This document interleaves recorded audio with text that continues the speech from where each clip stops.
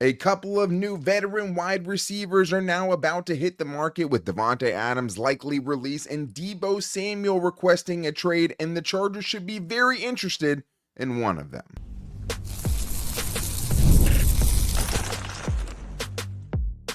You are Locked On Chargers, your daily podcast on the Los Angeles Chargers. Part of the Locked On Podcast Network, your team every day. What is up, and welcome into the Locked On Chargers podcast. I'm your host, Daniel Wade, joined as always by my co-host, David Droegemeier, and we've been covering the Chargers together now for 9 seasons, but this is our 7th year as the host of the Locked On Chargers podcast, bringing you your team every day. Thank you to the everydayers out there for making us your first listen. To make sure that you never miss the show, go subscribe or follow for free on the Locked On Chargers YouTube channel and listen wherever you get your podcast from. David, what do we got today? As the days go by, more and more wide receivers seemingly become available to the Chargers. Davante Adams seems like he's on his way out of New York, and Deebo Samuel officially requested a trade. So obviously that begs the question, who should the Chargers be interested in bringing in? And hey, on Sunday, the Philadelphia Eagles absolutely dismantled the Kansas City Chiefs. They beat them badly and provided the blueprint possibly for the Chargers and everyone else to beat the Chiefs and remove them from Super Bowl contention in the future. And can the Chargers actually build that team capable of winning the West?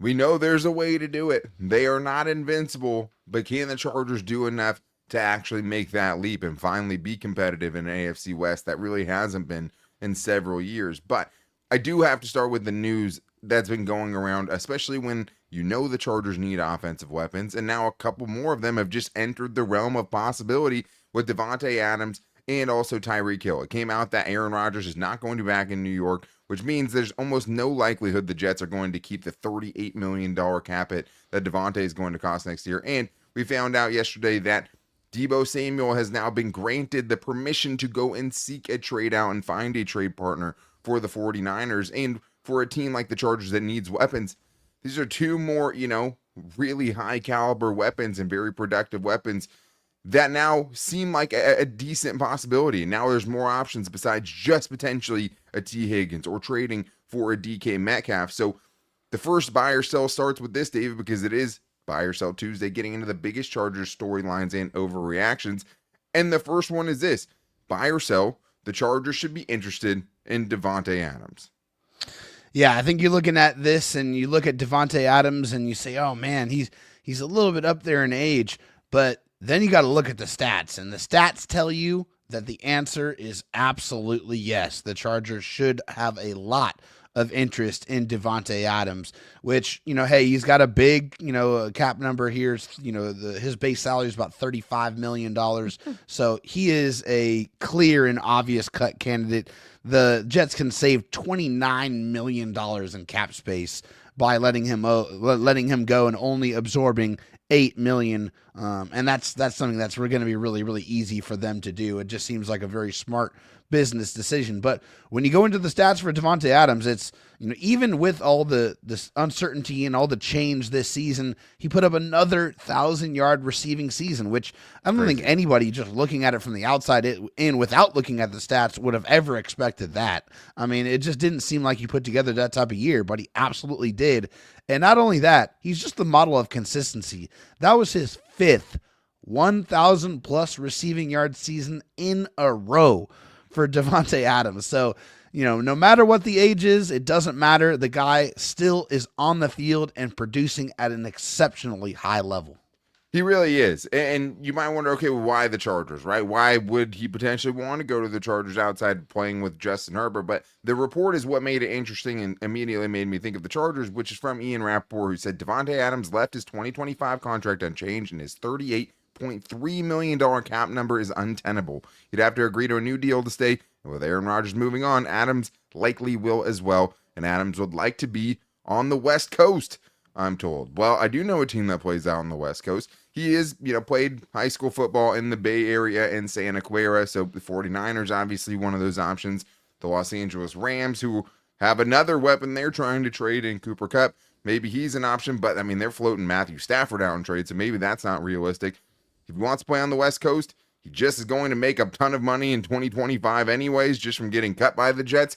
Maybe that is something that makes a lot of sense because it instantly gives you a gigantic upgrade at X receiver, somebody that can win on the outside in one-on-one matchups while you have Ladd McConkey to win on the inside. That's why not every big-time receiver is a good fit for the Chargers specifically, because they have somebody in place in the slot that's already an elite level player, right? Ladd McConkey in many metrics, a top 10, top 15 receiver in the league as a rookie.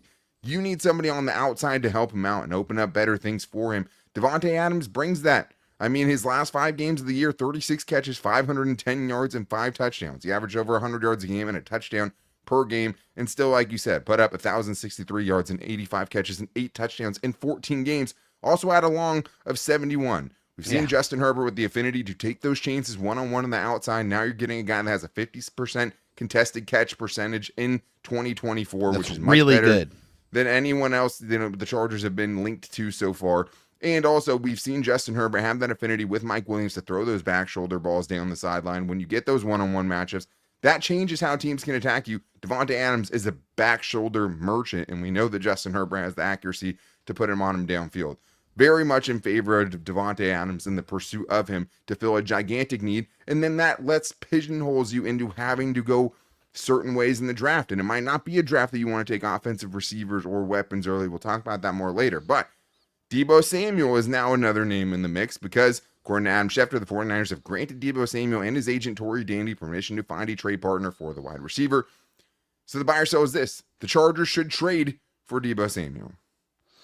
Yeah, I mean, I really respect Deebo Samuel's game and what he brings to the table. He definitely is a true kind of gadget receiver, and not just a gadget receiver. Obviously, I like to think of him more as an all-purpose receiver. You know, a guy that you're going to give the ball to. He's an offensive backfield. Weapon. Yeah. You're going to obviously throw him some passes behind the line of scrimmage. You're going to try to get the ball in his hands quickly because he can definitely make some things happen. However, I don't think that his play style is really conducive to what the Chargers are looking for and what they need in this offense. So I'm definitely going to sell it. Also, when you look at his 2024 stats, they are down quite a lot. I mean, 51 receptions, 670 yards, 3 touchdowns, including 42 rushes, 136 yards, and a touchdown on the ground. He also, to his credit, provided some pretty good kickoff return numbers. 17 returns for 533 yards, including a 60-yard return. Obviously, the Chargers have an all-pro returner, so that's not really of much consequence. But when you just look at what Deebo is and who he is at this stage of his career, he's several years removed from his all-pro season in 2021, and he's not really any kind of semblance of that player here in 2025. So with all that being said, I don't have very much interest in the Chargers pursuing a trade to acquire Deebo Samuel. Yeah, I'm with you. I mean, is there still good football left for Deebo Samuel? I mean, you could talk me into it, right?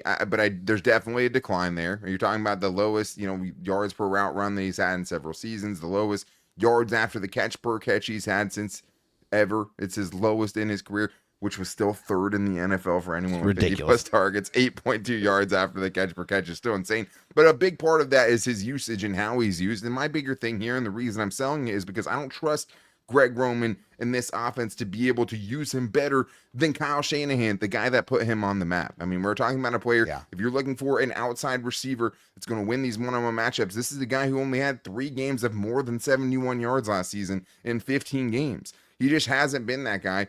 And I don't think the Chargers are going to be able to tailor an offense around him or be able to use him as a running back, which, by the way, last year he averaged 3.2 yards per carry, the lowest in his career. So not really being used as a wide back where he's making an impact as a running back, and you can't consistently use him like that at this age and just keep giving him those hits.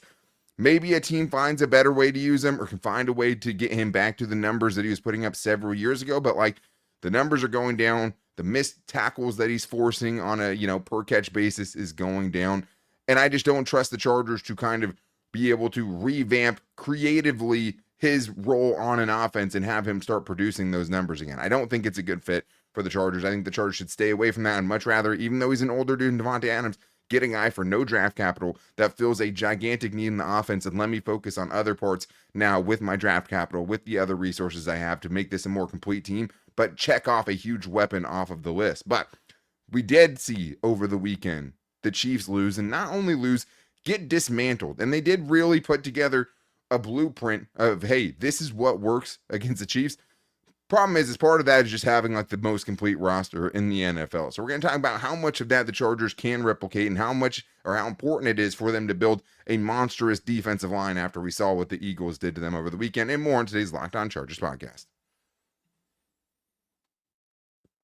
First, I need to tell you guys about Prize Picks because football season may be over, but basketball is in full swing, and there's no better way to stay in the game with Prize Picks, the best place for daily fantasy sports. And what I love about Prize Picks is it's just pick more or less on at least 2 player projections, and if you're right, you can win up to 1,000 times your cash. And this week, I'm looking at Kevin Durant tonight for more than 26.5 points. The best part is Prize Picks is quick and easy, and you can set up your lineup in less than 60 seconds, and their fast and secure withdrawals mean I get winnings in as little as 15 minutes. Plus, I love their weekly promos, and you know what today is? It's Taco Tuesday, where you can get discounted player projections for even better value on Tuesdays with Prize Picks. So make sure you go check out those projections and download the app today and use the code LOCKEDONNFL to get $50 instantly after you play your first $5 lineup. That's code LOCKEDONNFL for $50 instantly after you play that first $5 lineup. Prize Picks, run your game. David, we have more buy or sells to get into here on this overreaction Tuesday, as we call it. And I think a lot's going to come of how the Chiefs lost that game, right? Like, obviously, they just made it to their 3rd straight Super Bowl, and they won the first 2 of them. So to think that they're just, going to topple down to irrelevance is very unlikely, unfortunately. But what we saw is, oh my gosh, not only can they be beat, they can be handled. They can be dominated in the biggest game of the season, which is just something we're not accustomed to. It felt very reminiscent of the Buccaneers, versus the Chiefs a few years ago in the first Super Bowl that Patrick Mahomes lost. But the buy or sell today is this. The Eagles just gave the blueprint for how to beat the Chiefs in the Super Bowl. Yeah, I mean, absolutely. It's a buy for me. I mean, they provided the blueprint, and it's basically, you got to have a defensive line that is capable of getting pressure without blitzing. They did not blitz Patrick Mahomes a single time the entire game and still had about a 50% pressure rate, which is absolutely insane, that type of production.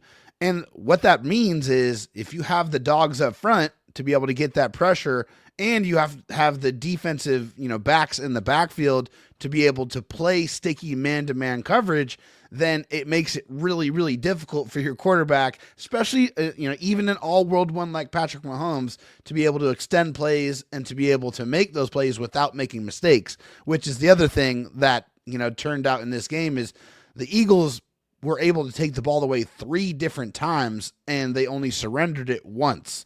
So all of those things obviously equate to, the Eagles had a fantastic defensive line. They have a fantastic offensive line. They were able to protect. They didn't run the ball particularly well on offense, but they were able to protect well enough to give Jalen Hurts opportunities to throw the football down the football field, and they had the weapons on the offensive side to be able to make those plays. So, yeah, the blueprint is definitely there. The execution of that blueprint is an entirely different subject.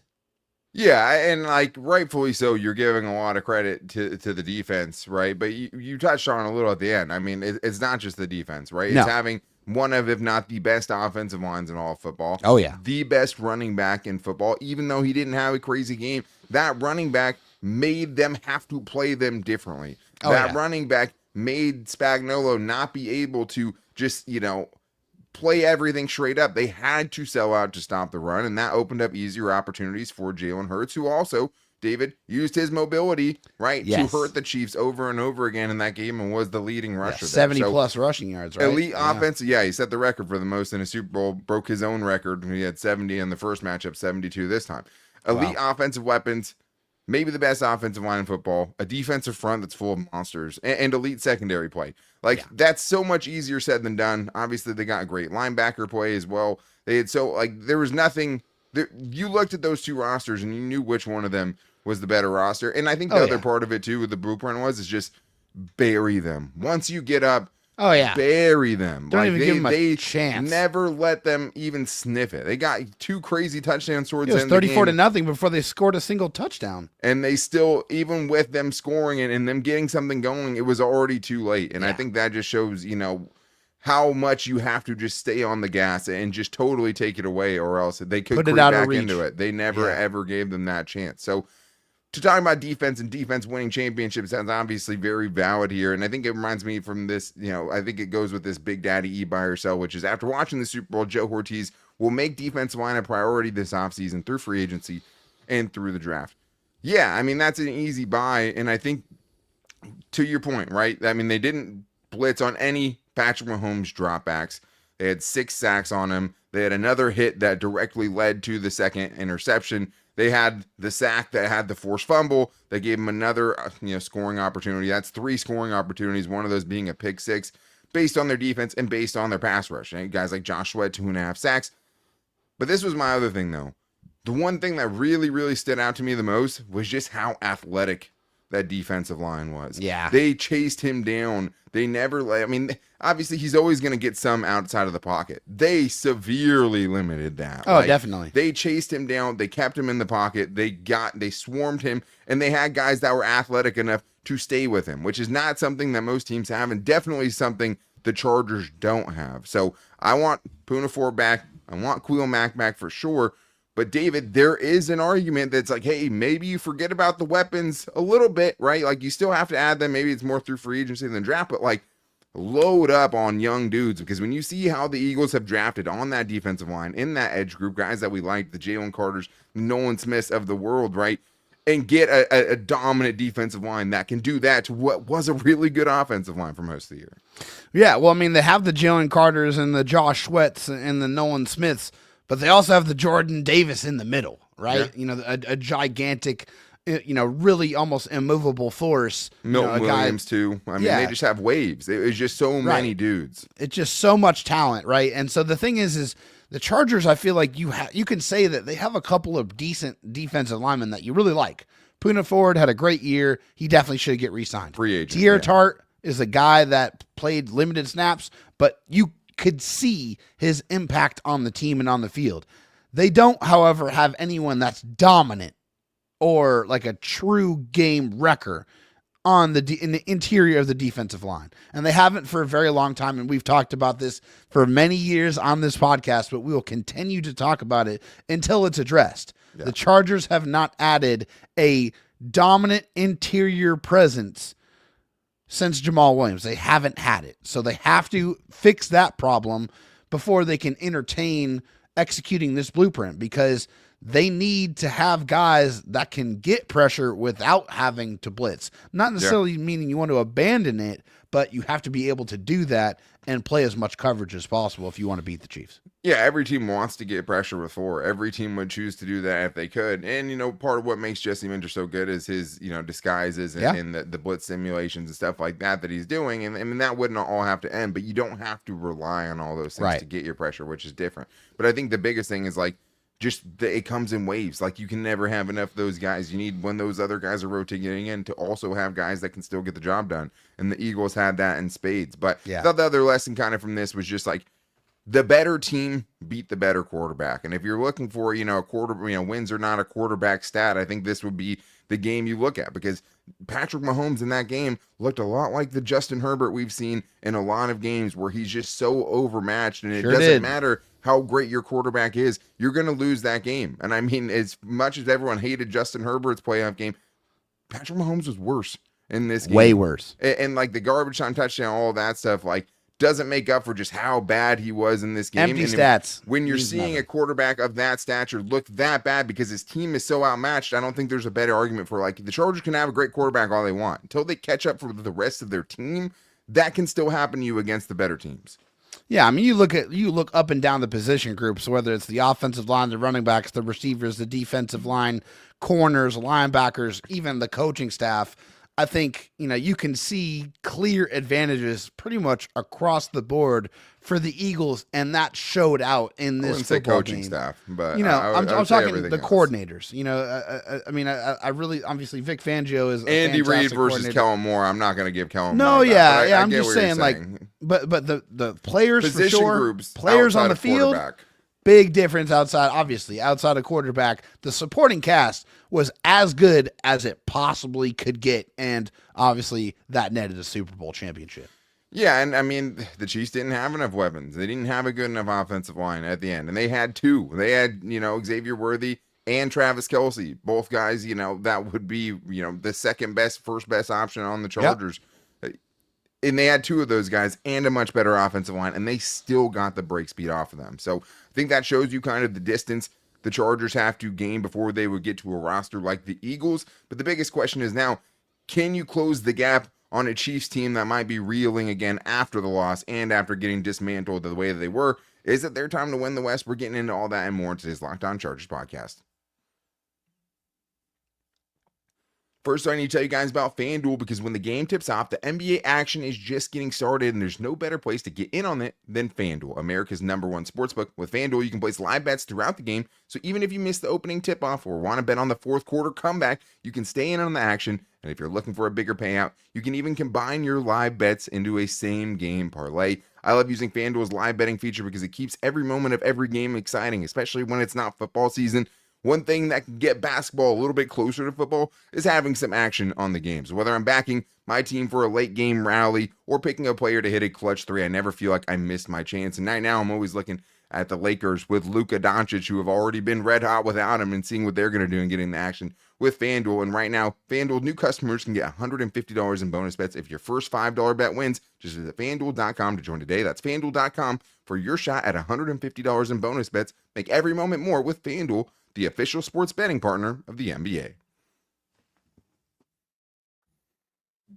David, we have more big-time overreactions to get into and storylines as always. And I think when you see a team reeling like the Chiefs, you wonder, hey, there's a flaw there. There's a chink in the armor. Is this where the Chargers can close the gap a little bit and start competing in a realistic way in the AFC West? We're going to talk about that, but thank you, as always, to all the everydayers out there. We really appreciate you guys, especially in the offseason. And now that the offseason is here, we ramp it back up, and we'll still be 5 shows a day until June, or 5 shows a week until June. So we appreciate the everydayers out there for making us your first listen. If you need a second listen, make sure to check out the new slate at Locked On NFL, where they can keep you up to date with all of the different trade rumors and ongoings throughout the NFL, with 2 shows a day now. Tyler the Madman rolling, and also my guy Tony Wiggins in the Barbershop on YouTube and wherever you get your podcast from. David, let's get into this next buy or sell from Athir, who, believe it or not, is getting a little bit carried away by seeing the Eagles beat the brakes off the Chiefs. Let's hear what he has for us this week. Daniel, David, this is Athir, Buy or Sell Tuesday. Justin Herbert will be the villain to Patrick Mahomes start this coming season and start taking over the division after the Super Bowl loss. I am buying it. What do you say? Who's got it better than the Eagles? Nobody. Let's go. I think this is, as much as, Athir, we love him and his craziness, this is something I think a lot of fans think right now, where it's like, hey, look, this is a beatable team. There's no reason the Chargers can't catch up to them a little bit. And the Chiefs were a flawed team, right? We saw it throughout the season. Like, maybe the most kind of gimmicky 15-2 team there's been, because you look at, the Raiders fumbling a chance away at the game-winning field goal, blocking a field goal against the Broncos with the game on the line on a chip shot. And in the Chargers game, you had to doink off the uprights to get that win. They probably should have lost that game. So I think when you're looking at that team, we knew it was flawed, and we always assumed that they were going to flip the switch to get when they went in the playoffs, and they still went and beat a Bills team and a Texas team that dismantled the Chargers as well. So I think they're going to be back. I've said it too many times. The Chargers have to prove it to me and beat the Chiefs. Like, you're not going to win the division unless you're beating the Chiefs and beating them at least once. And to win it, you probably are going to have to beat them twice to do it. So I'm not there as far as buying it yet. And we still have to kind of see how this offseason plays out. But I understand where fans are like, hey, this is a team that might be declining a little bit. Maybe now the Chargers can improve enough to close the gap.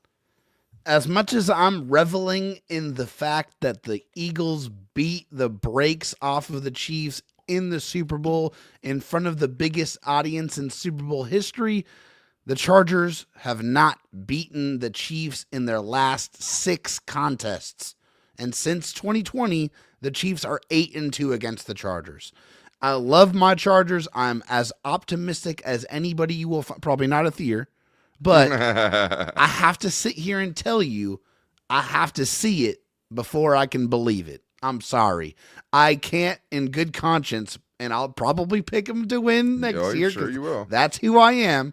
But in all seriousness, until they actually do it, until they actually beat any good team, which we haven't seen yet, at least not in several years, I can't in good conscience pick the Chargers to win the West because beating the Chiefs is what it's going to require. And I think the other part of it too is like you have an ascending Broncos team, right? It could be better next year too, and I'm sure they think they're going to be better as they get further away from that Russell Wilson albatross contract. And you have a Raiders team now that won't be as easy to beat with Pete Carroll. I'm not saying they're going to beat the Chargers in 2025, but what I'm saying is that they're going to be a competent team, which is really annoying because of how incompetent they have been for so long. For a long time. And I respect Pete Carroll, so like I do he's think a good coach. He makes them better. The timeline on that is where I would have my questions, especially still a rebuild there. Who's in his low 70s at this point and has the energy of a 25-year-old. But yeah, to me, it's too soon, and we just have to see what they do. But it does feel like they can close the gap. Whether they can snatch it, that's a different story. We do have another great voicemail here about another hypothetical about if Justin Herbert can kind of get back to the elite stats we saw him putting up in seasons prior. Hey, this is Caleb out of Colorado, Charger Nation for life. Buy or sell? Do we think that if the interior offensive line gets solidified and T. Higgins or any bona fide number one wide receiver comes along to help out Vlad, Justin Herbert returns to a 4,000-yard, 30-plus touchdown quarterback this year, AFC Championship game at least. Go Bolts. So I'll leave out the AFC Championship game at least part for now, just because it's too early. We have to see what this team does. This is a team that has an insane amount of free agents. Like even the defensive line we were talking about, like all those guys we brought up that were the good players are free agents. So there has to be a lot of re-signings and additional signings. But obviously in this hypothetical, we know the Chargers have a much better interior offensive line, and they have another bona fide, above average starting level wide receiver outside of Vlad McConkey. And those are two of the biggest question marks we have going into the offseason. So I absolutely think he can get back to those numbers because I think we saw once they started opening up a little bit, he almost got there anyways. And that was with him not having a 200-yard passing game until week 6. Yeah, he's at 3,870 passing yards and 23 touchdowns with the list of weapons that he had available last season. And again, that's without the Chargers really letting him throw the ball for the first few weeks of the season. If they fix those problems, I think it's an absolute guarantee he goes over 4,000. I might even push it to 4,500 if he's able to get that type of production because that's also going to assist in the running game, which is also going to make the play action, which was great last year, that much even more effective of a weapon to use. So yeah, I think it's an absolute foregone conclusion almost that he hits those numbers if they fix those obvious pain points of the offense. And the only arguments against it were like, obviously you'd be hoping that the Chargers are a much more balanced offense, getting too closer what they wanted to be. Like that's what they were trying to do the first month of the season. And they just didn't have the running game or the kind of things that you needed to actually be the team they may have envisioned this team to be. They weren't the physical, can run the ball down your throat type of a team. They just didn't have the personnel for it. It just never worked out that way. And then they realized to have a good chance in these games, we're just going to have to let Justin Herbert air it out. And once he did that, I mean, the numbers skyrocketed to where he almost hit those numbers anyway. So maybe more rushing touchdowns, things like that could take away from some of the touchdowns, but I don't think those are unrealistic numbers at all. Let's get to one more here, David, from JT the Nut. And I know this is going to be kind of an all-encompassing question and something that a lot of Chargers fans have asked, which is buy or sell one or more former Chargers, as in on the team before the 2024 season, will come back. Keenan Allen, Mike Williams, Kyle Van Noy, etc. I'm interested to hear what you think, David. Are you buying or selling this? Yeah, I'm going to sell it, actually. I do not think that they are going to have any of the returning Chargers come back into the fold because I don't think that they're just really going to fit in the direction of which I believe this team and Jim Harbaugh wants to take this team. I think they need to get younger. They need to get more talented. They don't need to get older. And so with that being said, as much as I love Keenan Allen, and I honestly wouldn't mind having him come back, I just don't see it happening, which is why I'm selling it. Yeah, I mean, the thing is, like, Keenan Allen, obviously, how much do you put on the quarterback situation he had there, right? How much do you put on just him being up there in years and just not having that same gas in the tank? I mean, he was 63rd out of 83 eligible receivers with 50 targets and yards per route run. It's bottom quarter of the eligible receivers there. So although he had some okay counting stats, the kind of need to use him in the slot some, obviously with Ladd McConkey already in the slot. We know he can win on the outside, but I think he's best suited, especially at this age, in the slot. I don't. He would be, and also like that bridge might be burned, right? Yeah. Like they just traded him and asked him to take a pay cut. Mike Williams just got cut from the Chargers and ended up on 2 different teams where he was able to recoup none of that money because he didn't do anything this year. Yeah, he had 21 catches only. Exactly. Like, maybe a Kenneth Murray reunion. No, I'm just kidding. I don't know. Like, there's other guys, obviously, that outside of the ones you bring up. But Kyle Van Noy was great. If you want to bring him in as an edge rusher. 12 and a half sacks guy, last year. It's I crazy. mean, he's going to want to start somewhere. So I don't know if that's, should be playing A for the Chargers starting, at least as far as getting younger goes. But I do think, maybe Gerald Everett gets cut and he becomes an option you could add in as another kind of receiving option to the tight end position and feel a little bit more like you have a little bit more potency there because he did absolutely nothing. 8 catches this year for the Bears. So there's not a lot of guys that make a ton of sense as far as former Chargers. And I think a big part of that is because a lot of the guys who have left the Chargers haven't really gone on to do great things in recent years and even beyond that. So I don't see it happening as much as, there's some reunions. Maybe Mike Williams is, backup playing at an X receiver if they run and can't get options, the first couple they look at. He still would fit there in a lot of ways and just had at least a healthy season, right? And that's obviously something that was never a given during his time with the Chargers. But the other thing is like when you only have that many catches, you're not falling on the ground and taking those big hits as much either. So it's a little easier to stay healthy. I don't know if he could be a focal point of the offense and still have a fully healthy season. I'll be rooting for him.